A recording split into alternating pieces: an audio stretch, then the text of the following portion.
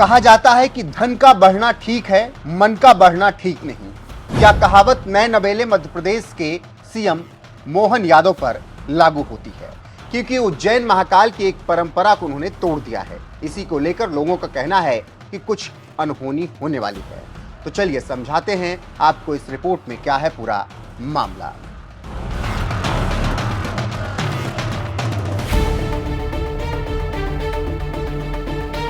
नमस्कार, मैं हूं आपके साथ रोहित। आप देख रहे हैं न्यूज एक्सप्रेस।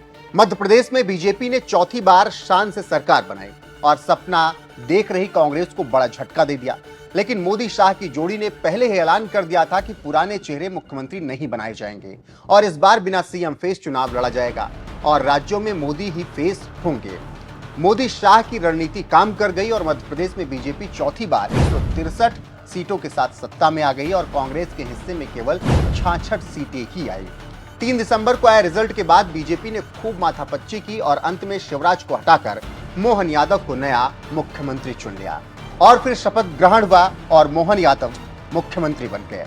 लेकिन उसी उज्जैन की एक परंपरा है जहां से मोहन यादव इस वक्त विधायक हैं और वहां मान्यता के अनुसार उज्जैन में 2 राजा एक साथ नहीं रह सकते। और हाँ, रात को एक साथ 2 राजा नहीं रह सकते। लेकिन मिथकों को तोड़ते हुए मुख्यमंत्री मोहन यादव ने अपने घर पर रात गुजारी।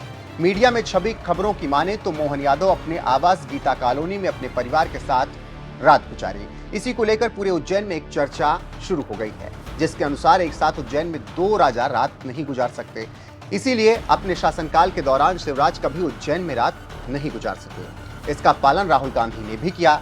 अब कहा जा रहा है कि महाकाल मोहन यादव की कुर्सी छीन सकते हैं और वो उन्हें कहीं का नहीं छोड़ेंगे। वहीं इस बहस के बीच मोहन यादव ने कहा कि मैं राजा नहीं हूं, राजा महाकाल हैं, मैं तो उनका बेटा हूं। यहां राजा नहीं रुक सकता, ये फालतू बातें हैं। राजा बाबा महाकाल ही हैं, मैं उनका सेवक हूं। मैं यहीं का रहने वाला हूं और बचपन से महाकाल का सेवक रहा हूं। मैं यहीं पैदा हुआ, यहीं बचपन और जवानी गुजारी है। तो किस तरह का राजा मैं हुआ? मैं उनका सेवक हूं और कुछ भी नहीं। और मैंने कोई मिथक नहीं तोड़ा, ये परंपरा सही है। लेकिन मैं यहीं का हूं तो कैसे परंपरा तोड़ सकता हूं? कुछ लोगों का मोहन यादव का तर्क फिलहाल पसंद नहीं आ रहा है। वहीं कुछ लोगों का कहना है कि यह बकवास है और मोहन यादव ने परंपरा तोड़ दी है। इसके लिए महाकाल दंड उन्हें जरूर देंगे। वहीं कुछ लोगों का कहना है कि मध्य प्रदेश के वो राजा हैं और उनके एक इशारे पर राज्य में कुछ भी हो सकता है। ऐसे में ये काम राजा का ही हो सकता है, इसीलिए उनको महाकाल का दंड भुगतना पड़ेगा। अब देखना होगा कि आगे क्या कुछ होता है और कैसे होता है। वहीं आप जानते हैं कि उत्तर प्रदेश के नोएडा को लेकर भी एक परंपरा सदियों से चली आ रही है और कहा जाता है कि जो मुख्यमंत्री सत्ता में रहते हुए नोएडा आता है उसकी सत्ता चली जाती है। लेकिन इस परंपरा को योगी आदित्यनाथ ने तोड़ दिया और दूसरी बार सीएम की कुर्सी पर विराजमान हुए और लगातार नोएडा आते रहे। अब देखना होगा कि परंपरा जीतती है या आधुनिक वाली सोच। फिलहाल आपका इस खबर पर क्या कुछ कहना है, कमेंट करके अपनी राय हमें जरूर बताएं।